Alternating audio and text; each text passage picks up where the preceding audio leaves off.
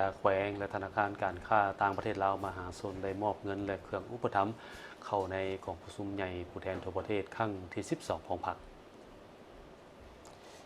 เพื่อเป็นการประกอบส่วนเข้าในการจัดตั้งปฏิบัติของประชุมใหญ่ผู้แทนทั่วประเทศครั้งที่ 12 ของพรรคประชาชนปฏิวัติลาวให้มีความสำเร็จอย่างจบงามวันที่ 5 มังกร 2026 บรรดาองค์การปกครองแขวงและธนาคารธุรกิจของรัฐได้นำเอาเงินสดและเครื่องอุปถัมภ์จำนวนหนึ่งมามอบให้คณะผิดชอบของประชุมใหญ่ต่างหน้ารับโดยท่านสันติภาพพรหมวิหารรัฐมนตรีกระทรวงการเงินภาคส่วนที่นำเอาเงินมามอบให้ครั้งนี้ประกอบมีธนาคารการค้าต่างประเทศลาวมหาชน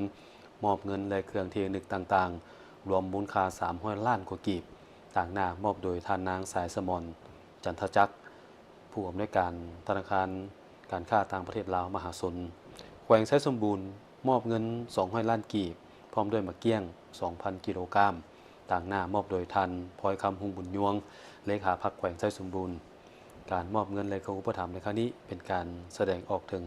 ความรับผิดชอบต่อภารกิจของพรรคและประเทศชาติพร้อมทั้งเป็นการสร้างกระบวนการอันฟุดฟื้นเพื่อต้อนรับของประชุมใหญ่ครั้งที่ 12 ของพรรคประชาชนปฏิวัติลาวให้มีเนื้อในและมีผลสำเร็จโอกาสนี้ท่านสันติภาพพรหมวิหารได้ต่างหน้าให้รัฐบาลลาวแสดงความขอบใจต่อภาคส่วนที่เห็นได้ถึงความสำคัญนำเอาเงินมามอบให้ในครั้งนี้ซึ่งเป็นการประกอบส่วนเห็นให้บ้านดำเนินของผู้ซุ่มใหญ่ผู้แทนทั่วประเทศครั้งที่ 12 ของพรรคได้ดำเนินไปยังโรงเรียนและประสบผลสำเร็จตามเป้าหมายที่วางไว้พร้อมทั้งยืนยันว่าจะนำเอาเงินที่ได้รับในครั้งนี้ไปมูลใช้ให้เกิดประโยชน์สูงสุดก็คือเฮ็ดให้กองผู้ซุ่มใหญ่ผู้แทนทั่วประเทศครั้งที่ 12 ของพรรคดำเนินไปด้วยผลสำเร็จปราศจากข้อขาดตกบกพร่องและอื่นๆ